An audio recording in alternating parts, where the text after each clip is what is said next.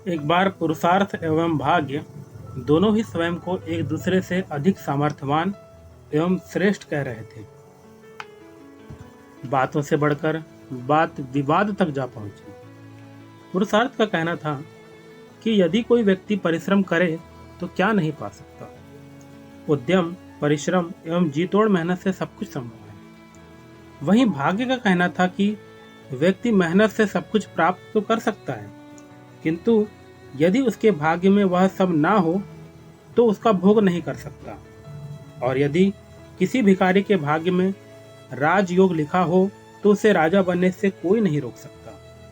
अतः दोनों ही मानव रूप धारण करके विक्रमादित्य के दरबार में जा पहुंचे। दरबार में पहुंचकर उन्होंने विक्रमादित्य का अभिवादन किया। तत्पश्चात वहां उपस्थित होने का कारण बताया। राजा ने ध्यानपूर्वक उन दोनों का पक्ष सुना और उन्हें 6 माह का समय दिया। पुरुषार्थ और भाग्य के जाने के पश्चात महाराजा विक्रमादित्य ने बहुत सोच विचार किया, किंतु किसी निष्कर्ष पर नहीं पहुंच सके। तब उन्होंने सोचा कि यदि वे नागरिकों के बीच घूम फिरकर प्रयास करें तो इस समस्या का समाधान अवश्य ही ढूंढ लेंगे। तत्पश्चात विक्रमादित्य ने साधारण नागरिक का वेश धरा और दूसरे राज्य में जाकर एक व्यापारी के यहाँ नौकरी की प्रार्थना की। व्यापारी द्वारा उनकी योग्यता पूछने पर विक्रमादित्य ने कहा, मैं प्रत्येक उस कार्य को कर सकता हूँ जिसे कोई दूसरा नहीं कर सकता। उनके वाक्चातुर से प्रभावित होकर व्यापारी ने उन्हें नौकरी पर रख लिया। कुछ रोज बाद व्यापारी अपना बहुत सा सामान और नौकरों को साथ लेकर विदेश यात्रा पर निकला। विक्रमादित्य भी उनके साथ थे। जहाज समुद्र में कुछ ही दूरी पर पहुंचा था कि भीषण तूफान की चपेट में आ गया। जहाज में चढ़े सभी व्यापारियों और मुसाफिरों का कलेजा मुंह को आ गया। किसी तरफ एक टापू के किनारे जहाज को सहारा मिल गया, अर्थात जैसे तैसे वे एक टापू के पास में पहुंचे। वहीं लंगर डाल दिया। अब सामान सहित सभी लोग सुरक्षित थे। तूफान तो गुजर चुका था, किंतु एक नई समस्या सामने आ खड़ी हुई। जहाज का लंगर किसी चीज में फंस गया था, जो कि काफी मेहनत मशक्कत के बाद उठाया नहीं जा सका। सभी लोग बहुत परेशान थे। सारी तरकीबें लड़ा ली गईं, पर सब बेकार। तब व्यापारी को विक्रमादित्य के कहे शब्द याद आए और उसने लंगर निकालने का कार्य उन्हें सौंपा। व्यापारी की आज्ञा पाते ही विक्रमादित्य समुद्र के जल में कूद पड़े। उनका सहारा मिलते ही लंगर ऊपर उठने लगा। लंगर उड़ते ही जहाज तेजी से आगे बढ़ चला। विक्रमादित्य का साथ जहाज से छूट गया। किसी का भी ध्यान उनकी ओर नहीं था। कुछ देर समुद्र के उस वीरान तट को निहारने के पश्चात विक्रमादित्य के पग खुद ब खुद एक ओर बढ़ चले। बहुत देर तक यूं ही चलते रहने के पश्चात उनकी नज़र एक नगर पर पड़ी, जिसके द्वार पर लगी एक बड़ी सी पट्टिका पर साफ साफ लिखा था, महाराज विक्रमादित्य इस नगर की राजकुमारी का वर्ण करेंगे। महाराज विक्रमादित्य कुछ समझ नहीं पाए और सब कुछ भाग्य पर छोड़ दिया और वे महल के भीतर जा पहुंचे, जहां उनकी मुलाकात राजकुमारी से हुई। राजकुमारी साक्षात सौंदर्य की प्रतिमा थी। किसी अपरिचित को इस प्रकार महल के भीतर आया देख वह कुछ क्रुद्ध स्वर में बोली, कौन हो तुम और यहाँ क्या कर रहे हो? क्या तुम्हें किसी ने रोका नहीं? विक्रमादित्य, जो अभी तक उस सुंदरी को निहारे जा रहे थे, अचानक नींद से जागे। मैं चक्रवर्ती सम्राट विक्रमादित्य हूँ देवी।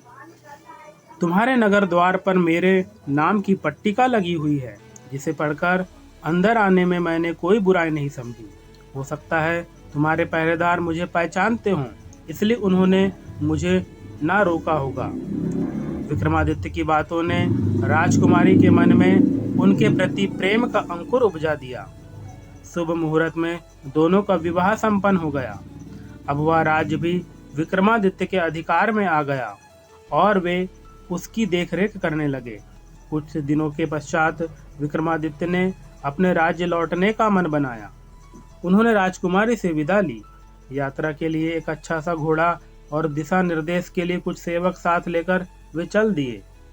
रास्ते में विश्राम के लिए विक्रमादित्य एक नदी के किनारे पर रुके। वहां उनकी भेंट एक सन्यासी से हुई। राजा के गुण और व्यक्तित्व से प्रभावित होकर उसने उन्हें दो वस्तुएं भेंट की।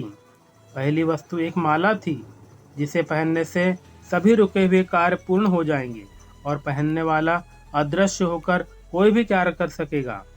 दूसरी वस्तु एक चमत्कारी छड़ी थी, जो रात्रि में शयन काल से पूर्व कोई भी आभूषण मांगने पर तुरंत प्रस्तुत करेगी। राजा ने सम्मान पूर्वक सन्यासी से दोनों वस्तुएं ले ली और उनका आभार प्रकट किया। कुछ दिनों पश्चात वे अपनी नगरी आ पहुंचे। राजकुमारी को अति शीघ्र सम्मान पूर्वक अपने साथ लाने का संदेश राजकुमारी के नाम देकर राजा ने सेवकों को वापस भेज दिया। अब राजा कुछ देर विश्राम करना चाहते थे, इसलिए वे एक बहुत ही सुंदर उपवन में जा पहुंचे, जहां पर एक ब्राह्मण और एक भाट ने उनका अभिवादन किया और अपना परिचय देते हुए कहा, महाराज, हम दोनों आप ही के राज्य के सेवक हैं। हे दीनदाता, हम पर आपकी कृपा कीजिए और हमारी दरिद्रता को मिटाइए। जीवन भर आपका यशोगान करेंगे। इस समय राजा के पास सन्यासी द्वारा दी गई वस्तुओं के अतिरिक्त कुछ और न था, अतः उन्होंने छड़ी ब्राह्मण को दे दी और माला भाट को। राजा ने उन दोनों को उनके चमत्कारी गुणों के विषय में भी बता दिया। वे दोनों महाराज की जय जयकार करते हुए वहां से चले गए।